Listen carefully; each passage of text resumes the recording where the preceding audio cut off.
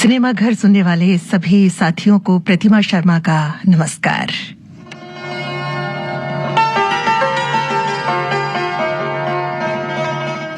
Cinema घर में आज 1968 में फिल्मी पर्दे पर आई बेहतरीन फिल्म सरस्वती चंद्र,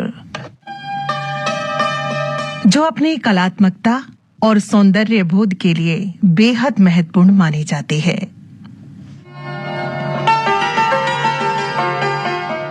साथियों, ये फिल्म गोवर्धन राम माधव राम त्रिपाठी के गुजराती उपन्यास सरस्वती चंद्र पर आधारित है, जो भारत में 19वीं सदी के सामंतवाद पर आधारित थी। इसने सर्वश्रेष्ठ सिनेमेटोग्राफी और सर्वश्रेष्ठ संगीत निर्देशक श्रेणी में राष्ट्रीय फिल्म पुरस्कार भी जीता।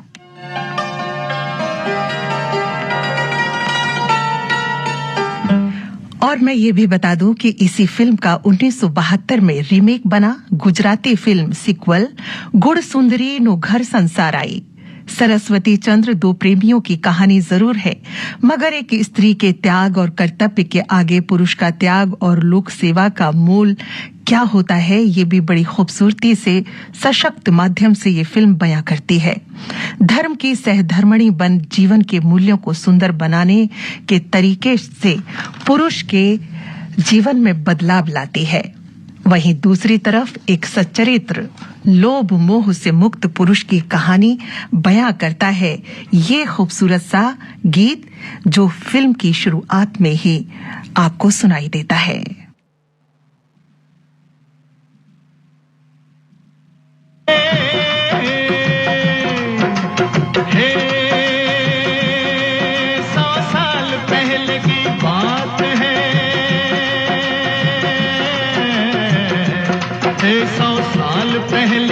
बात है भारत के एक परिवार में, एक त्याग मूर्ति बालक का अवतार हुआ संसार में। 100 साल पहले की बात है।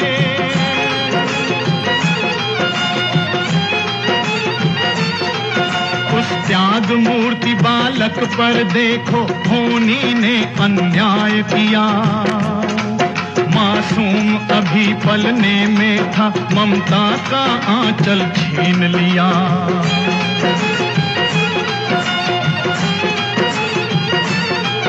सौतेली माता से उसको माता का प्यार न मिल पाया। माली था बगिया थी फिर भी मन का तो फूल न खिल पाया। उस कली से कोमल बालक को पतझर ही मिला बहार में। एक त्याग मूर्ति बालक का अवतार हुआ संसार में। 100 साल पहले की बात है। साथियों, इस फिल्म के निर्देशक हैं गोविंद सरैया। भोला भाला था और के दुख से दिल को दुखी कर लेता था। औरों की आंख के आंसू अपने दामन में भर लेता था।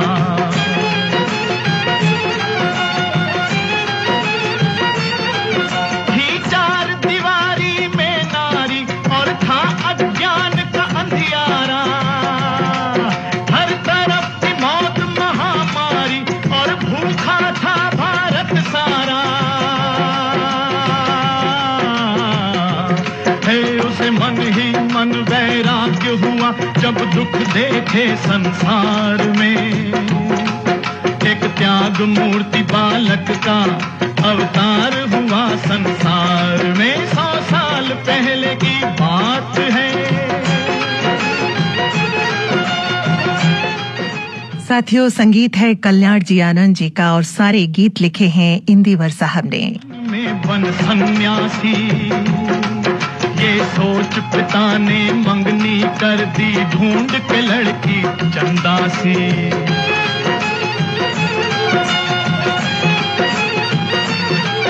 आज्ञा तो पिता की मानी पर दुल्हन के घर ये खत भेजा। है राह मेरी कांटों वाली, आदर्श मेरा है जन सेवा।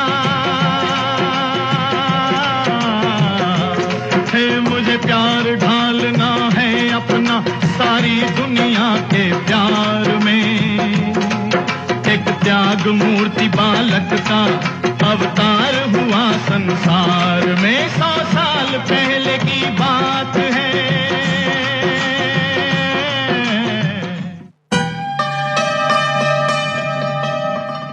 जी हाँ साथियों, ये कहानी एक गीत के जरिए बयां होती है। 100 साल पहले की बात है। एक त्याग मूर्ति बालक का अवतार हुआ संसार में, जिसे कोई प्यार नहीं, दुलार नहीं, सौतेली माँ का आंचल तो मिला पर प्यार भरा नहीं। उस बालक के महान विचार हैं। परिवार वाले उसकी शादी करना चाहते हैं, इस डर से कि कहीं वो सन्यासी ना बन जाए, कहीं वो घर से ना निकल जाए।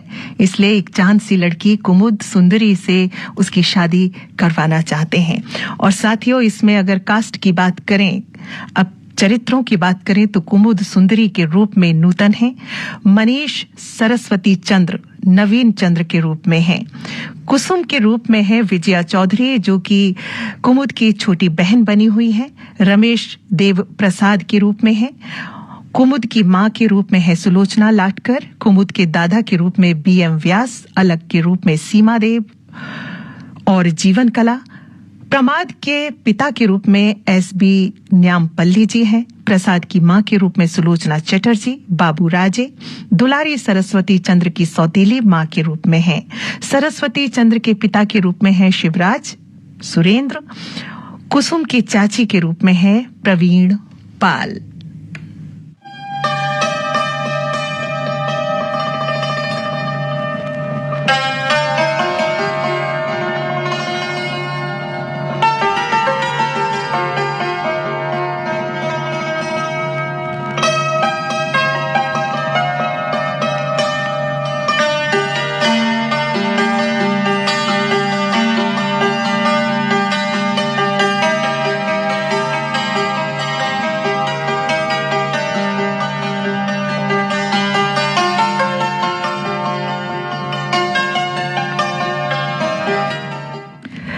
आज घर में ये चर्चा हो रही है कि भाई सरस्वती चंद्र की शादी करनी है और सरस्वती चंद्र जो है वो लोक सेवा की बातों में उलझे हुए हैं। जब सरस्वती के पिता कहते हैं कि नहीं, इसके लिए तो एक सुंदर सी लड़की चाहिए, अगर इसकी शादी कर दी जाए तो ये घर संसार में रम जाएगा। इसीलिए एक चिट्ठी आती है कुमुद के घर से, कुमुद सुंदरी के घर से जो नूतन है, और उस चिट्ठी का जवाब देते हैं सरस्वती चंद्र के पिता कि जी हम बिल्कुल तैयार हैं अपने बेटे की शादी करने के लिए। लेकिन सरस्वती चंद्र की जो माँ है वो सौतेली माँ है और उसे तनिक भी प्यार नहीं करती, नहीं चाहती कि कोई अच्छी लड़की आए और घर को संभाले। इसीलिए वो ना नुकुर करती है, लेकिन फिर भी कहते हैं जो नियति को मंजूर है वह होकर ही रहता है। इसीलिए वो पत्र भेज देते हैं कुमुद के घर और कुमुद के पिताजी को वो चिट्ठी मिलती है तो कुमुद के पिताजी कहते हैं कि अरे वाह क्या बात है, सरस्वती चंद्र की शादी अब हम अपनी बिटिया कुमुद सुंदरी से करेंगे। भाई बात पूरी हो गई है। और उसके बाद वो चिट्ठी कुमुद के हाथ भी लगती है, कुमुद पढ़ती है। कुमुद की बहन है छोटी कुसुम जो बड़ी इतराती हुई कहती है दीदी बड़ा सुंदर लड़का है, अब तो तुम्हारी शादी इससे हो जाएगी। वो कहती है कि अरे वो उसका तो कोई जवाब ही नहीं आ रहा है, ऐसी क्या बात है, ऐसा कौन सी लोक सेवा है, ठीक है मैं उनको चिट्ठी लिखूंगी। और कुमुद बैठ जाती है सरस्वती चंद्र को चिट्ठी लिखने और चिट्ठी दोनों ही तरफ से आदान प्रदान होती है।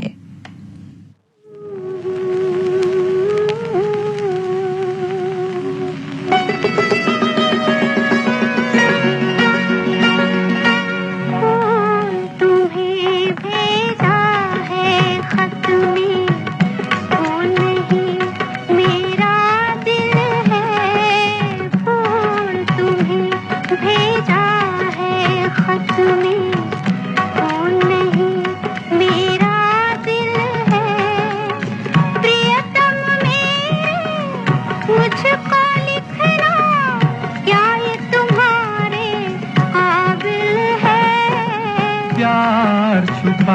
है खत में इतना जितने सागर में मोती, चूम ही ले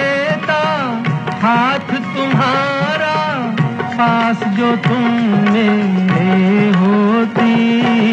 फूल तुम्हें भेजा है खत में।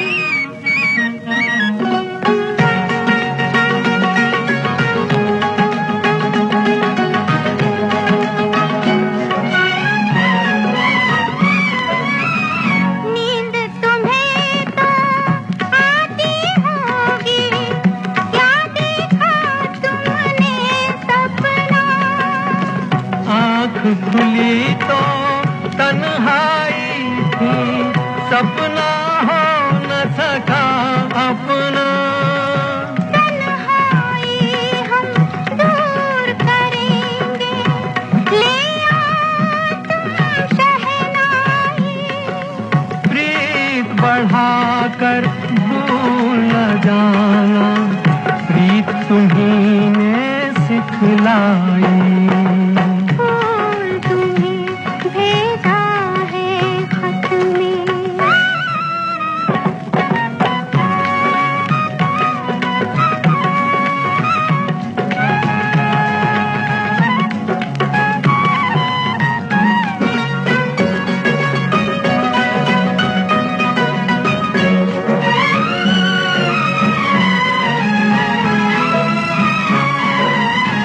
खत से जी भरता ही नहीं, अब नैन मिले तो चैन मिले। चांद हमारे अंगना उतरे, कोई तो ऐसी रैन मिले। मिलना हो तो कैसे मिले हम, मिलने की सूरत लिख दो। नैन बिठाए बैठे हैं हम, कब आओगे खत लिख दो। फूल तुम्हें भेजा है खत में। ओ नहीं मेरा दिल है, फूल तुम्हें भेजा है खत में। और साथियों, इसी तरह से पत्रों का आदान प्रदान होता रहता है और सरस्वती चंद्र कुमुद के घर एक बार मिलने भी आता है। मगर कुमुद के पिता नाराज होते हैं कि वो सन्यासी बनना चाहता है और यहाँ क्यों आया है फिर। मगर सरस्वती चंद्र को देखते ही गुस्सा खत्म हो जाता है उनके पिता का। इतना हैंडसम, इतना सुंदर, इतना शालीन वो लड़का है जिसे देखकर कोई भी कहेगा कि भाई मेरी बेटी के लिए ऐसा ही सुंदर सुशील वर चाहिए। क्या बात है। और कुमुद से जब वो मिलता है और कहता है कि मेरे सामने आए, मुझे तुमसे ढेर सारी बातें करनी है, जो लोक कल्याण के ब्रह्मचर्य की किताबें अपने हाथों में लेकर आता है। और उन्होंने अपने हाथों से वो किताबें लिखी हुई हैं। वो कुमुद सुंदरी को देखता है तो उन किताबों को भूल जाता है और देखता रह जाता है। रूप और सादगी को निहारता रहता है, प्यार से भर जाता है। और इसी तरह से एक कहते हैं आपस में प्रेम भरी बातें भी होती हैं। ढेर सारी बातें कुमुद सुंदरी करती हैं, वहीं सरस्वती चंद्र भी करते हैं। जिंदगी के उतार चढ़ाव की भी बातें होती हैं, ब्रह्मचर्य की भी बातें होती हैं, लोक कल्याण की भी बातें होती हैं। लेकिन श्रृंगार रस का जो जादू होता है वो सिर चढ़ता है दोनों के ऊपर। और इस तरह से जब कुमुद से मिलकर वो घर लौटता है तो कहीं न कहीं उसकी यादों में भी रहता है और उसके रूप सौंदर्य को महसूस करते हुए कुछ इन शब्दों में उसके रूप, रंग और सुंदरता को पिरोता है।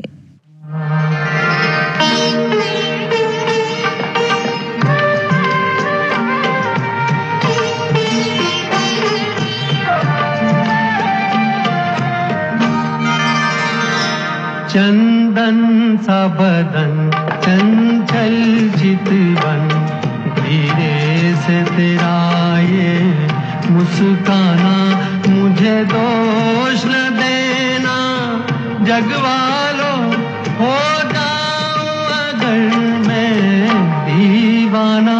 चंदन सा बदन चंचल चितवन।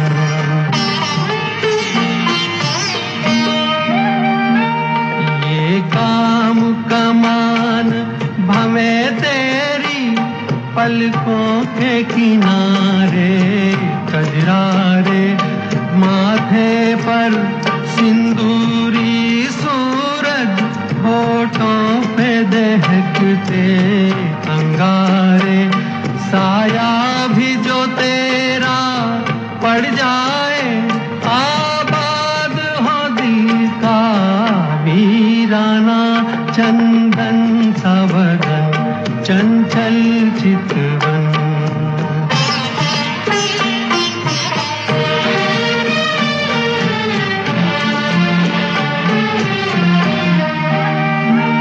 तन भी सुंदर, मन भी सुंदर, तू सुंदरता की मूरत है, किसी और को शायद कम होगी, मुझे तेरी बहुत जरूरत है। पहले भी बहुत मैं तरसा हूँ, तू और न मुझको तरसाना, चंदन सा बदन, चंचल चितवन, धीरे से तेरा ये मुस्काना, मुझे दोष न देना जग वालों, मुझे दोष न देना जग वालों, हो जाऊं अगर मैं दीवाना, चंदन सा बदन, चंचल चितवन। साथियों, इस फिल्म के जो गीत लिखे हैं वो इंदिवर साहब ने लिखे और संगीत से सजाया कल्याण जी आनंद जी ने। सारे ही गाने सुपरहिट और बेस्ट गीत और संगीत के लिए इसने राष्ट्रीय पुरस्कार भी जीता। साथियों, कहानी चल रही है सरस्वती चंद्र की, जो 1968 में बनी फिल्म है। साथियों, जिस तरीके से रूप सौंदर्य का वर्णन सरस्वती चंद्र करता है, उसकी वही तस्वीर भी बनवाता है और अपने कमरे में ले आता है, मगर उसकी सौतेली माँ सब कुछ देखती है और उसका तिरस्कार करती है। लेकिन सरस्वती की जो दादी माँ है, उनकी तबीयत खराब है, लेकिन फिर भी वो चाहती हैं कि मेरे पोते की शादी जल्दी से जल्दी हो जाए, और वो आखिर में सारी जायदाद संपत्ति सरस्वती के नाम करती हैं। मगर सौतेली माँ चाहती है कि वो अपने बेटे चंद्रकांत के लिए उसकी सारी जो संपत्ति है उसे मिल जाए, और सौतेली माँ को ये बिल्कुल अच्छा नहीं लगता। उसके पिता को वो भड़काती है कि शादी से पहले तुम्हारी ये हालत है, तब कुमुद जब इस घर में आएगी तब क्या होगा, सब कुछ वो अपना ही कर लेगी ना। जाओ, तुम यहां से चले जाओ। और इन्हीं कटु शब्दों से वो सरस्वती चंद्र को भी बोलती है। ये शब्द सरस्वती के कानों में गूंजते हैं। वो दादी का सारा पैसा और वसीयत सब छोड़कर त्याग करने को तैयार हो जाता है और कहता है कि ये लीजिए सारी वसीयत, मुझे कुछ नहीं चाहिए इसमें से। मैं तो जन कल्याण और देश की सेवा करना चाहता हूँ, आप सभी के प्रेम से आच्छादित होना चाहता हूँ, अपने घर को संभालना चाहता हूँ। और वो तैयार हो जाता है सब कुछ छोड़ने के लिए, और गुस्से में कुमुद के पिता को चिट्ठी लिख देता है कि कुमुद का प्यार मुझे रास नहीं आएगा, उसे मेरे घर में प्यार नहीं मिल पाएगा, इसलिए मैं कुमुद से शादी नहीं कर पाऊंगा। मगर चंद्रकांत जो होता है वो सरस्वती चंद्र का सौतेला भाई है, लेकिन बहुत अच्छा लड़का है। वो कहीं ना कहीं अपने भाई के हाथ में हाथ देकर उसके दिल की बातों को समझता है। और उसकी भाभी भी है चंद्रकांत की पत्नी, जो उसे खूब समझाती है कि ऐसा मत करो, शादी हो जाने दो। तेज आंधी और तूफान को मन में लिए वो किसी की बात को सुनता नहीं है और चला जाता है लोक कल्याण की सेवा में रत होने के लिए। उधर और दूसरी तरफ कुमुद के माता पिता दुखी होते हैं जब वो पत्र उनको मिलता है। कुमुद किसी और से शादी नहीं करना चाहती है तो वो केवल सरस्वती चंद्र को क्यों क्योंकि हृदय के मन के तार अब सरस्वती से उसके जुड़ चुके थे। मगर माता पिता के दबाव और छोटी बहन कुसुम की ओर देखते हुए वो चुपचाप अपने माता पिता की बात को मान लेती है। आखिर स्त्री जो है, स्त्री हर कर्तव्य के साथ चलती है, समर्पण करती है, मगर अपने दिल की बातों को बाहर आने नहीं देती।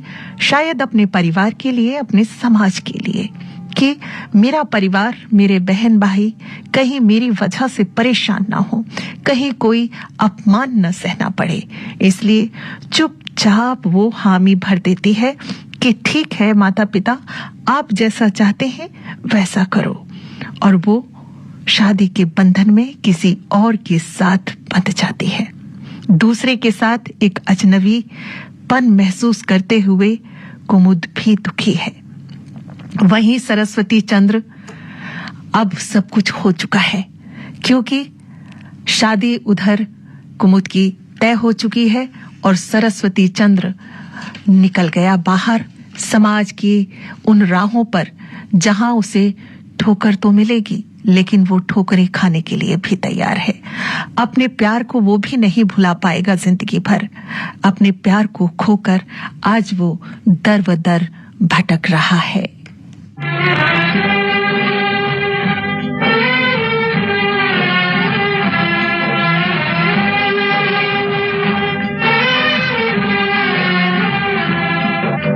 हमने अपना सब कुछ खोया प्यार तेरा पाने को, छोड़ दिया क्यों प्यार ने तेरे, छोड़ दिया क्यों प्यार ने तेरे, दर दर भटकाने को, प्यार तेरा पाने को। हमने अपना सब कुछ खोया प्यार तेरा पाने को।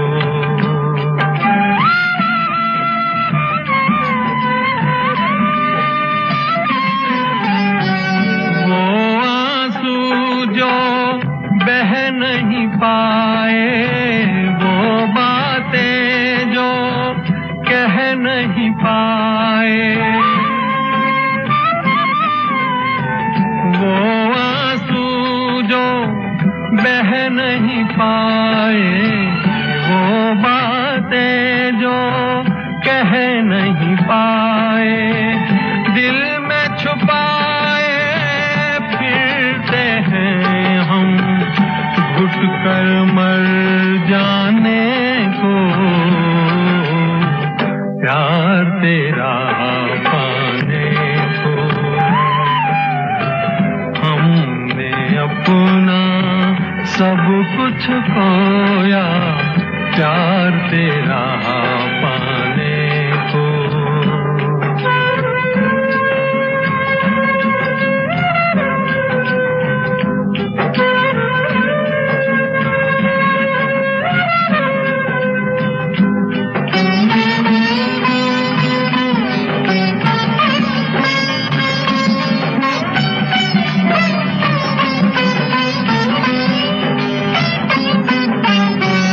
उसकी रहे तू जिसकी होली, तुझको मुबारक प्यार की डोली।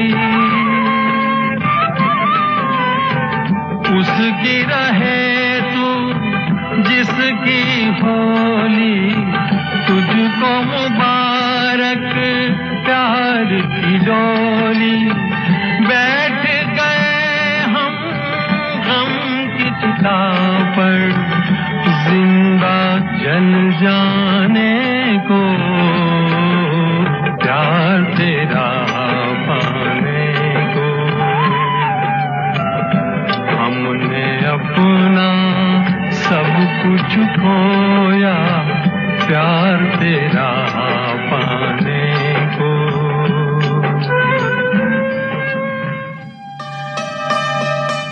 साथियों, आज सिनेमा घर में आप सुन रहे हैं सन 1968 में बनी फिल्म सरस्वती चंद्र की कहानी और कुछ गीत प्रतिमा शर्मा की जुबानी। हाजिर होते हैं एक छोटे से अंतराल के बाद।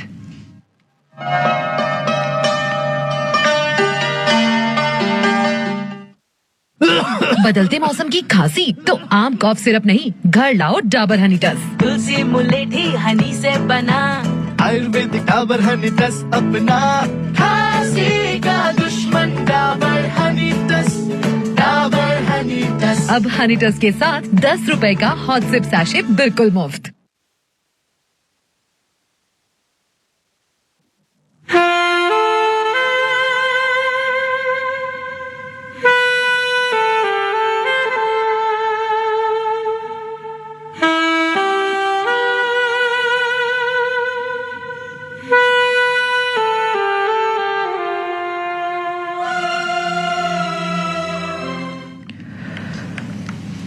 विविध भारती का ये दिल्ली केंद्र है। आप सुन रहे हैं कार्यक्रम सिनेमा घर।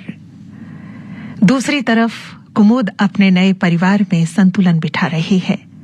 तभी अचानक कुमुद की ननद की नजर तालाब किनारे पड़े सरस्वती चंद्र पर पड़ती है, जो उसे उठाकर अपने घर ले आते हैं।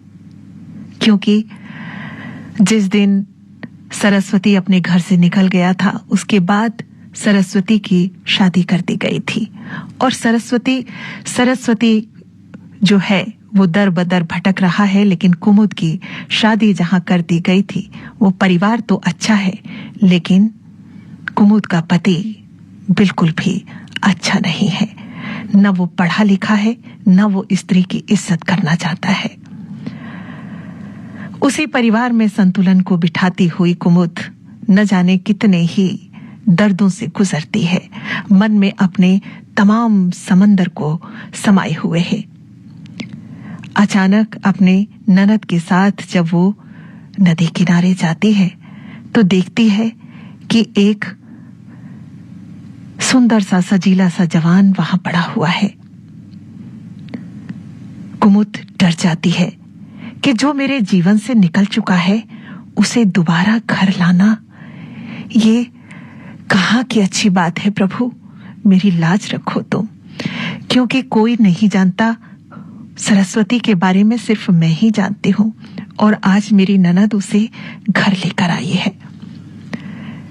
वहीं जब उसे घर लेकर आते हैं तो उसकी पट्टी मरहम होती है और उसकी जो ननद है वो कहीं ना कहीं सरस्वती के प्रति आकर्षित भी हो जाती है।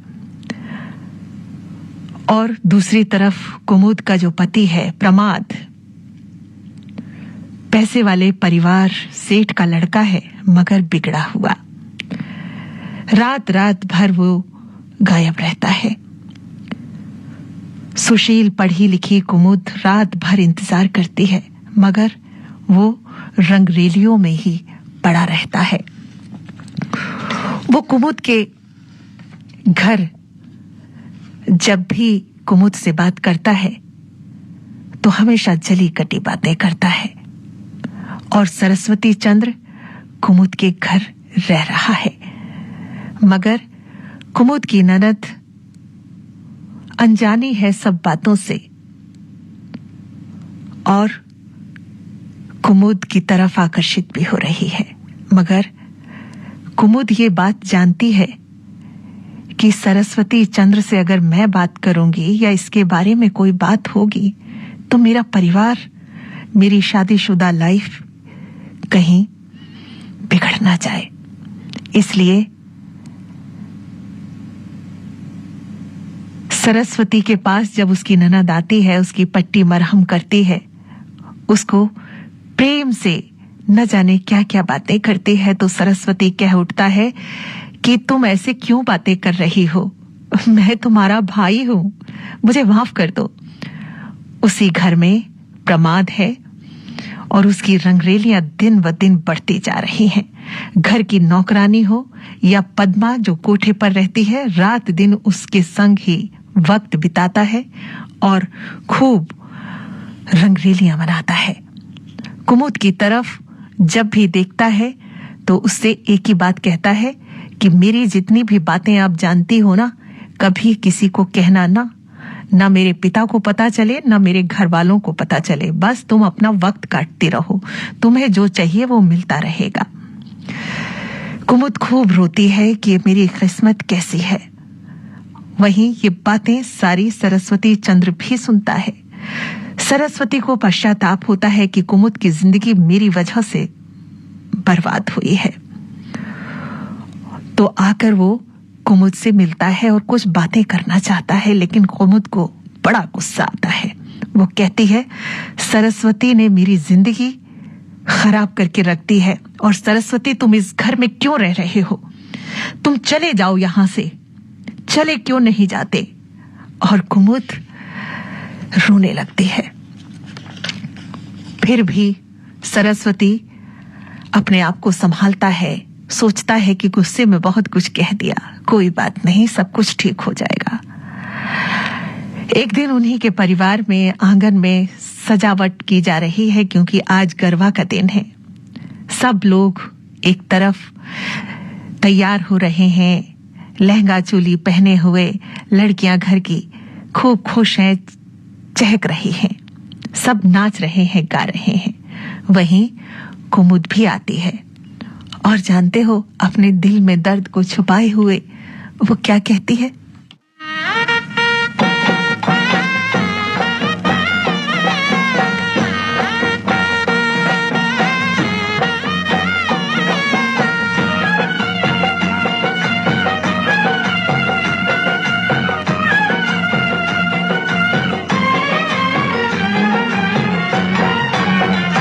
मैं तो भूल चली बाबुल का देश, पिया का घर प्यारा लगे।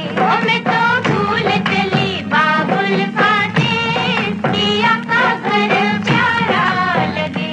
कोई मैके को दे दो संदेश, जाके मैके को दे दो संदेश, पिया का घर प्यारा लगे।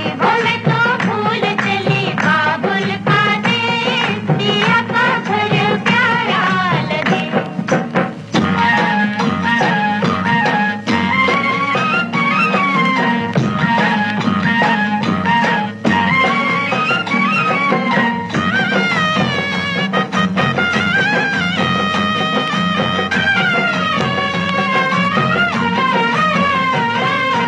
नन्दी में देखी है बहना की सूरत, नन्दी में देखी है बहना की सूरत। सासू जी मेरी है ममता की मूरत, सासू जी मेरी है ममता की मूरत। पिता जैसा, ओ पिता जैसा ससुर जी का भेष, पिया का घर प्यारा लगे। मैं तो भूल चली बाबुल का देश, पिया का घर प्यारा लगे। कोई मैके को दे दो संदेश, पिया का घर प्यारा लगे।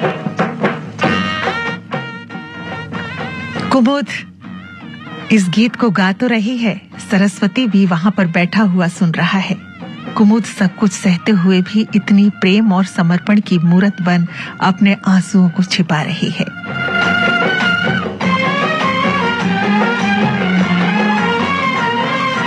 चंदा भी प्यारा है, सूरज भी प्यारा, चंदा भी प्यारा है, सूरज भी प्यारा, पर सबसे प्यारा है सजना हमारा, पर सबसे प्यारा है सजना हमारा। आँखें समझे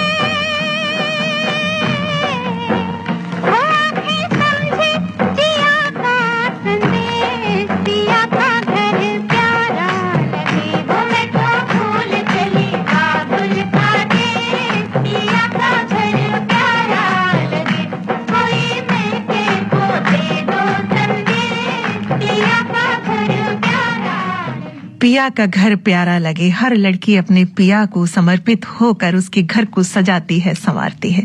लेकिन यहाँ सब कुछ उल्टा ही है। उसका पति उसकी तरफ देखता भी नहीं है, उस सुशील लड़की को देखकर भी अनदेखा करता है। न जाने कितनी ही लड़कियों के साथ जो योग्य भी नहीं है, जो खूबसूरत भी नहीं है, जो अंदर से एक सुंदर स्त्री की जितनी भी सब बातें होती हैं उनमें ना होकर केवल दूसरे के हक को छीनने वाली होती हैं, उनके साथ ही वो रहना चाहता है। और सुंदर सुशील सच्चरित्र स्त्री के लिए इतनी परेशानियां उसका पति खड़ी करता है। सरस्वती की लिखी चिट्ठियां आज भी कुमुद के पास हैं। यादों को आखिर वो कहाँ लेकर जाए। वो सरस्वती के कमरे में जाती है और देखती है कि सरस्वती ने एक पत्र लिखकर वहां रखा होता है, जिसको पढ़कर वो बेहोश हो जाती है। जो विद्वान था उसने शादी से पहले उसे छोड़ दिया, और जो अनपढ़ है उसने शादी के बाद ये क्या किया मेरे साथ, न जाने क्या क्या सोचती है। और सरस्वती से कहती है, चले जाओ यहां से सरस्वती, चले जाओ। और सारे पत्र उठाकर वो जला देती है। घर की शांति के लिए, सुख के लिए सरस्वती सोचता है कि मेरा यहां से चले जाना ही ठीक रहेगा। रास्ते में जब वो जा रहा होता है तो डाकुओं का हमला होता है और सरस्वती उनसे भिड़ जाता है और वहां पर डाकू उसे मारते हैं तो वो बेहोश हो जाता है।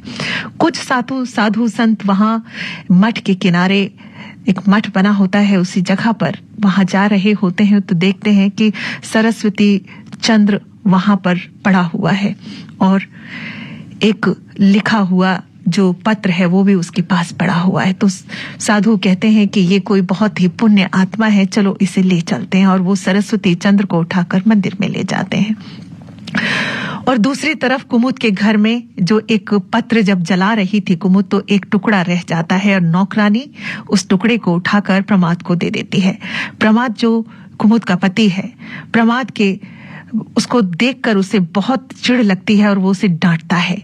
प्रमाद के चरणों में गिरकर कुमुद गिड़गिड़ाती है और वो उसे मारता है, पीटता है, घर से निकलवाने की धमकी देता है और कहता है जाओ यहां से, चली जाओ। और क्या करती, आखिर उसे भी जाना पड़ता है। अपने घर जाते हुए उसने अपने बुरे बिगड़ैल पति की बातें याद आती हैं और वो सोचती है कि अब मैं अपने ससुराल से भी जा रही हूं और घर जाऊंगी तो वहां भी मेरा क्या हक रह गया है, सब मुझसे दुखी ही होंगे ना। और अचानक ये सारी बातें सोचते हुए वो नदी में कूद जाती है। बहते हुए पानी का बहाव उसे उसी मंदिर तक ले जाता है जहां सरस्वती चंद्र रहता है। वहां कुछ साधु स्त्रियां आपस में बातें करती हैं और कहती हैं कि देखो कितनी प्यारी सी, कितनी अच्छी स्त्री ये बहकर आई है, आओ इसे निकाल लेते हैं। और उसे निकालकर उसी मठ में ले जाते हैं जहां सरस्वती चंद्र पूजा पाठ करता है, लोक जन कल्याण की सेवा में रत है।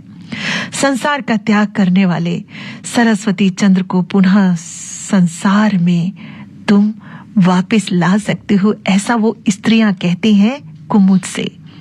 क्योंकि जो सरस्वती चंद्र है जब कुमुद को देखता है तो बार बार पीछे मुड़कर देखता है और वो स्त्रियां भांप जाती हैं कि जरूर इन दोनों का मिलना नियति ने लिखा है।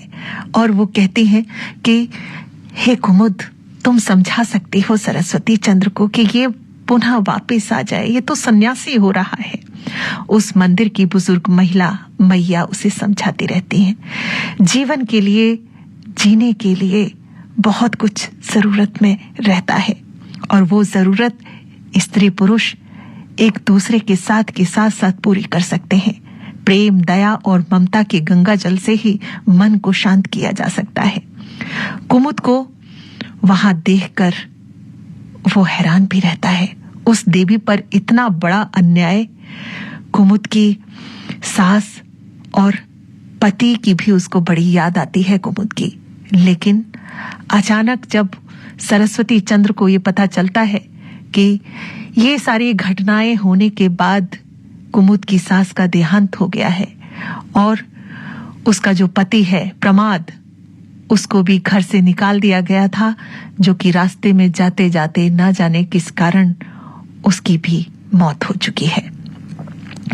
जब सबको पता चलता है कि मठ में कुमुद और सरस्वती एक साथ रहते हैं, तो सरस्वती उसको आकर कहता है कि समाज, परिवार, धर्म की दुहाई देते हुए मैं सब बातों को समझ गया हूं।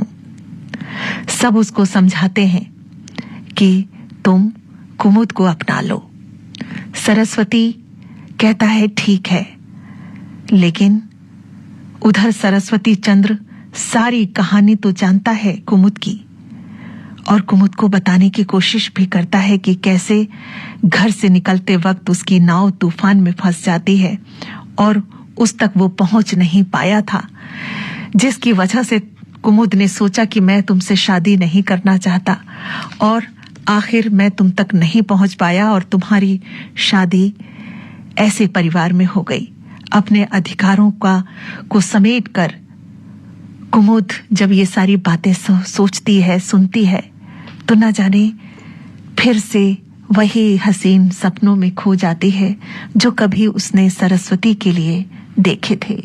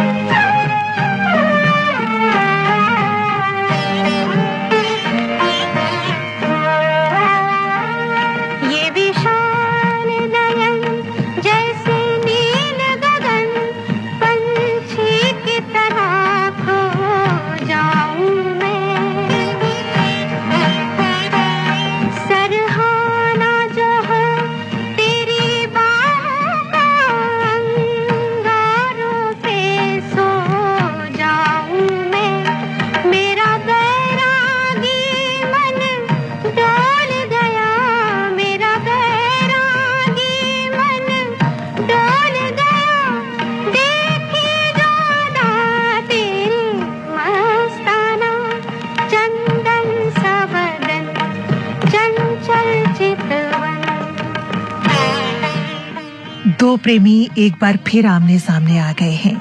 कुमुद अपनी किस्मत के आगे जैसे झुक रही है, सबकी सलाह को मान रही है कि सरस्वती के लिए कुछ मुझे करना ही होगा।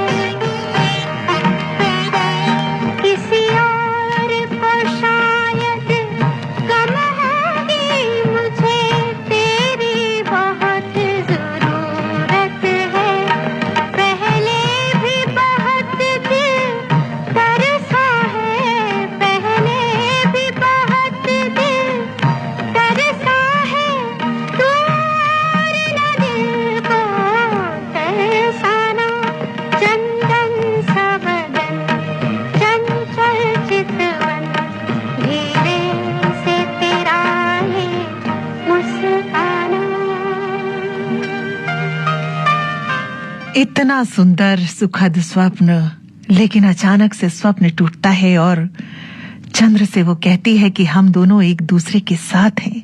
सुखद स्वप्न है ये, लेकिन ऐसा हो नहीं सकता। चंद्र बताता है कि उसके पति और सास का देहांत हो चुका है। तब चंद्र आत्मा और परमात्मा के मिलन और हृदय के मिलन की बात भी करता है, लेकिन जो कुमुद है वो एकदम से बिल्कुल स्तब्ध रह जाती है कि पति का देहांत, मेरी सास का देहांत, सब कुछ मेरे खातिर ऐसा हो गया। पति का देहांत का दर्द समझ और धर्म की खातिर कुमुद विधवा का रूप रख लेती है। विधवा का रूप, सफेद कपड़े पहने वो चंद्र के सामने आती है तो चंद्र एकदम से चौंक जाता है। लेकिन चंद्र कुमुद से विवाह करने के लिए कहता है, अपना प्रस्ताव उसके समक्ष पुनः रखता है और कहता है कि मैं अकेले लोक सेवा नहीं कर सकता, तुम्हें मेरा साथ देना होगा। साथियों, क्या कुमुद उसका साथ देती है? क्या चंद्र और कुमुद मिल पाते हैं? ये कहानी हम आगे बढ़ाएंगे एक अंतराल के बाद। डाबर हानी के फायदे हैं मैनी, फायदे मैनी। डाबर हानी वेट कंट्रोल करीना है। डाबर हानी खा लो, गिल्ट फ्री मीठा चाहिए। डाबर हानी खा लो, न्यूट्रिशन है क्या पर बिल्कुल है, और टेस्ट में टेस्टी भरपूर है। डाबर हानी के फायदे हैं मैनी, फायदे मैनी। डाबर हानी फायदा नंबर 1 करेगा इम्यूनिटी बूस्ट, फायदा नंबर 2 करेगा स्टैमिना इंप्रूव, फायदा नंबर 3 करोगे तुम अग्री, हो जाओगे stress free and wanna fly like a bee. Dabur honey के फायदे हैं मैनी, फायदे मैनी। डाबर हानी।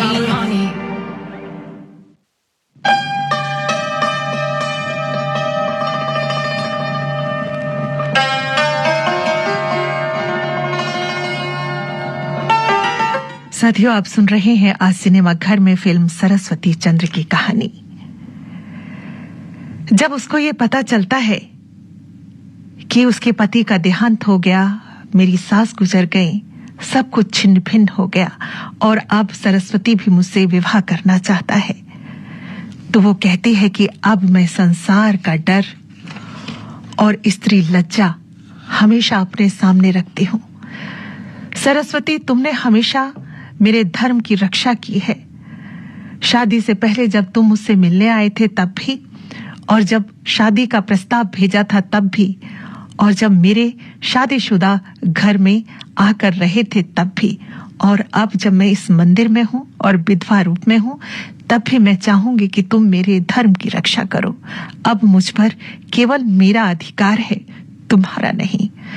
मैं राख हो चुकी हूं। कितनी इसमें आग लगाओगे, कितने सुलगाओगे, राख में कोई चिंगारी रह नहीं जाती है। आग मत दहकाओ अपनी बातों से। उधर उसके ससुराल वाले, घर वाले भी उसको बंधनों से मुक्त करना चाहते हैं। कहते हैं, क्या हो गया, हम अपनी बेटी को, अपनी बहू को सारे सुख देना चाहते हैं।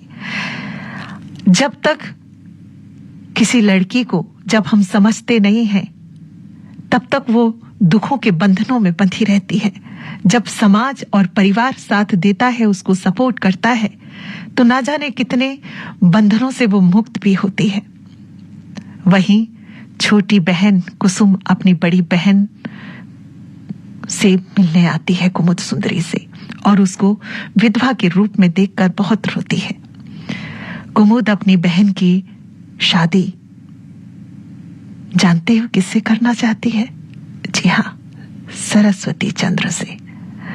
वो कहती है कि अब अगर सरस्वती तुम चाहते हो कि मुझे थोड़ा सा भी सुख मिले तो तुम मेरी बहन से शादी कर लो। लेकिन सरस्वती इनकार कर देता है और कहता है कि मैं तुम्हारे सिवा किसी और से विवाह नहीं करूंगा। यह अन्याय है और मैं इसे होने नहीं दूंगा। कुमुद धर्म की सहधर्मिणी बनकर इस सेवा के साथ चलना चाहती है कि मैं लोक सेवा करूंगी। तुम मुझे ऐसा न सोचो कि मैं तुमसे अलग हूं। मैं हमेशा तुम्हारे मन को समझूंगी, तुम्हारे साथ चलूंगी, कंधे से कंधा मिलाकर, पर शादी नहीं करूंगी। अब ये ग्रस्त जीवन तुमको ही जीना होगा। लेकिन सरस्वती नहीं मानता और पैर पटकता हुआ बाहर निकल जाता है। तब कुमुद कहती है,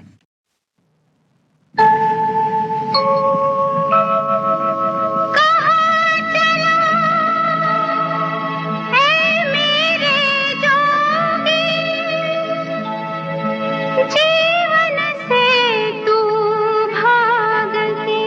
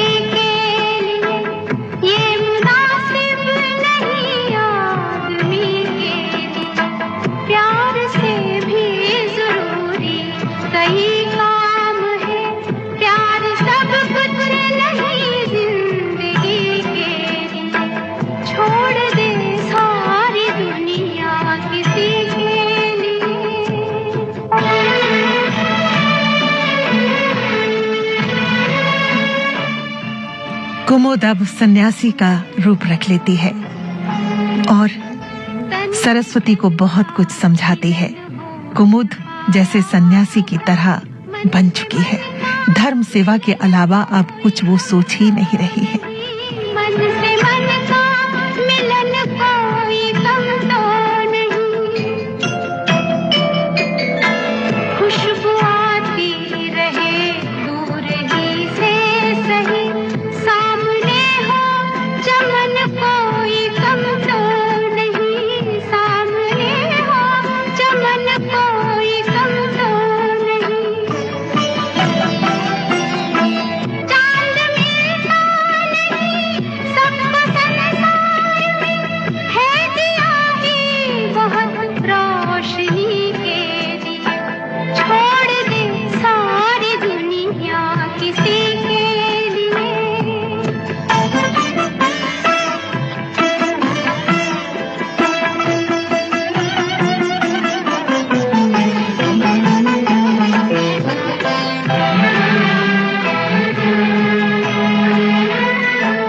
कितनी हसरत से तकती हैं कलियां तुम्हें, क्यों बहारों को फिर से बुलाते नहीं, क्यों बहारों को फिर से बुलाते नहीं।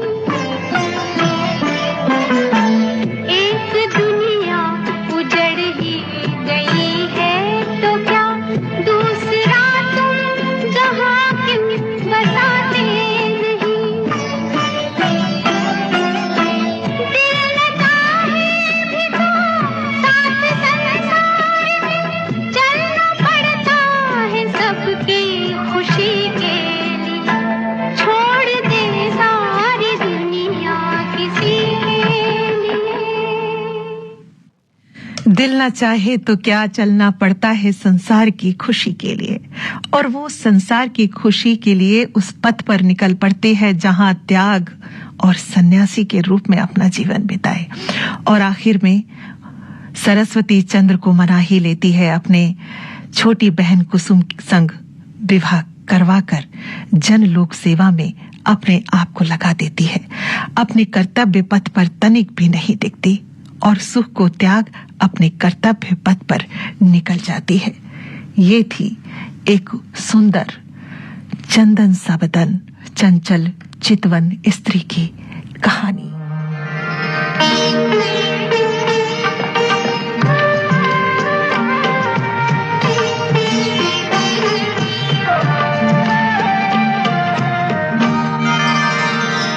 चंदन सा बदन चंचल चित। और फिल्म का अंत सरस्वती द्वारा अपनी छोटी बहन कुसुम द्वारा अपनी छोटी बहन,